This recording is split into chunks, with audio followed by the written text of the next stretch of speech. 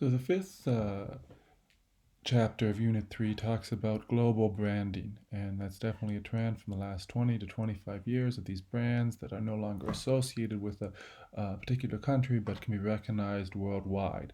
And was discussed a bit in chapter 4, and it follows up in chapter 5. But it does it, whereas last time in chapter 4 it talked about successes, this time it talked about some of the failures that have happened and why those failures have occurred. And I think that's a good uh, lesson. Uh, we can answer case studies in a business school classroom, and anyone could get 10 out of 10 on the question on the test. But what's actually going to work in the real world? It's important to see what happens in real life examples and take those lessons in so that you don't repeat those mistakes. Even in advertising, a creative director is going to create two or three possible campaigns and send them to a focus group for more feedback. They're not just going to launch one that looks good in the meeting room and hope that it's worked. Everyone's going to try and learn what they can from the real world. So one brand that failed in one location was Starbucks. Starbucks was in Israel from 2001 to 2006. So 2003, it had 6 locations in Tel Aviv. So it was following its model that had worked in the rest of the world. Howard Schultz apparently had taken a business trip, and at the hotel there was very, very bad coffee, and he assumed that the coffee in the rest of Israel might have been equally bad. But that probably just was one hotel that was serving bad coffee. He didn't really do a market research. And, it turned out that there actually, if you were to compare it to what happened in North America when Starbucks expanded, well, in the 80s, there was a lot of Maxwell House, of Folgers, brewing coffee at home, and it wasn't very good. And of the main chains, they were very plain as well. So bringing in, espresso drinks, bringing in, richer coffees and that cafe culture was a big change. But and people bought into it. But in Israel, they already had cafes that would serve flavorful Turkish coffee. So there was already some local cafes that were very, very popular, and in the end, those local cafes kept their customers. There may have even been somebody who was a local partner who was advising Starbucks to change the menu and include more local favorites, and that advice was not considered. And so those might have been some of the reasons that Starbucks failed. So when you're building a global brand, you want to follow these steps. Choose your target markets carefully. They mentioned Target. It expanded to Canada. Zellers and some other department stores were going out of business. They thought, hey, let's take over these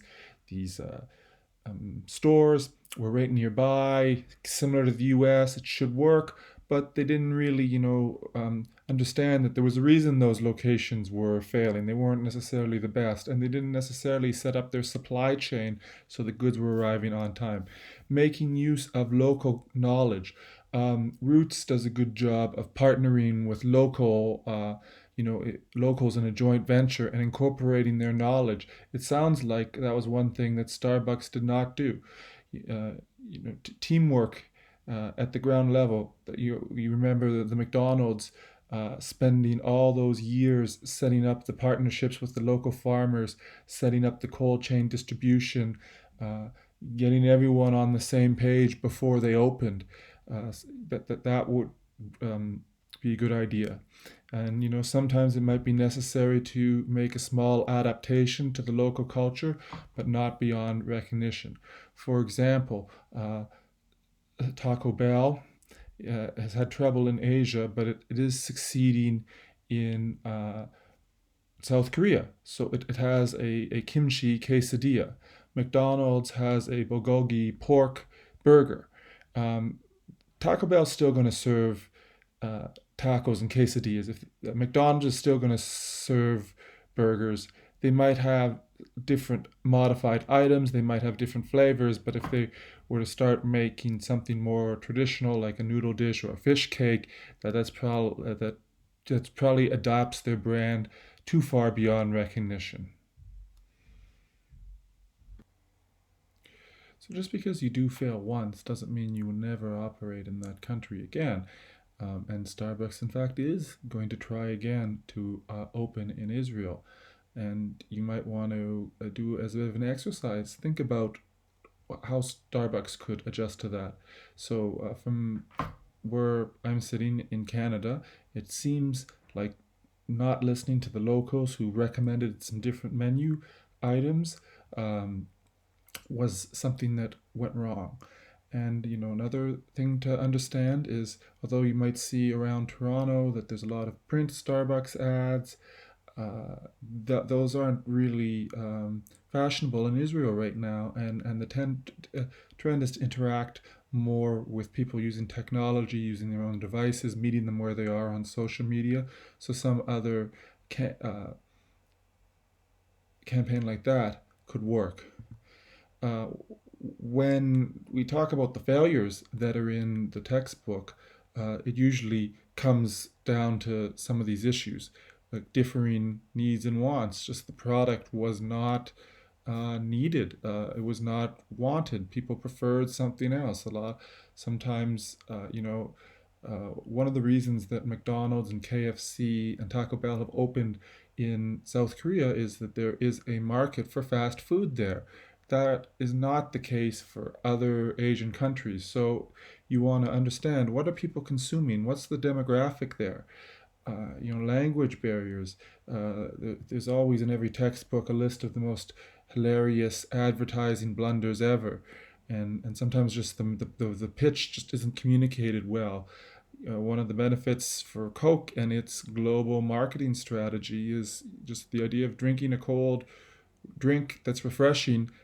It's a very simple message, and it's hard for language barriers to get in the way. Local attitudes towards advertising in Europe, sometimes advertising is seen as a bit crass.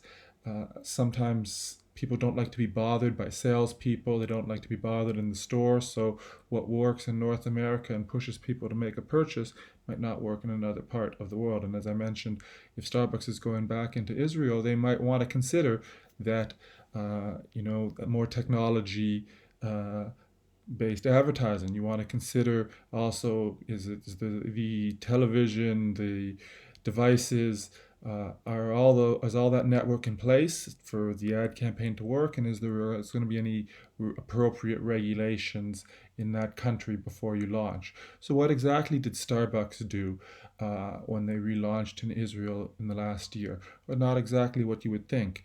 What they decided to do was go through a retail channel and to start by selling some quick coffee capsules like the one you see here, in partnered with Nestle, in supermarkets and stores. So they're not competing with the cafes. They are trying to gain a retail foothold and distributing through the stores. Why partner with Nestle? Well, Nestle has 187 countries in which it operates, including many in the Middle East, already Israel, Jordan, Syria, Saudi Arabia. Um, you know, it's established there. It has the network to get product into stores. And again, we're competing with a different audience here. This is maybe a little extra purchase that's added on to your weekly trip to the grocery store, for a busy person, who's not going to go to the cafe to make their coffee on the way out the door. And so it might work. It might start rebuilding the Starbucks brand in a market where it has been absent for 17 years, and perhaps they might go back to the cafes, or they might decide that they'll just continue to distribute their beans to people who want that kind of ground coffee through the supermarket, grocery store, and drugstore channel. But the idea is they learned from what went wrong the first time, and they did not repeat that mistake.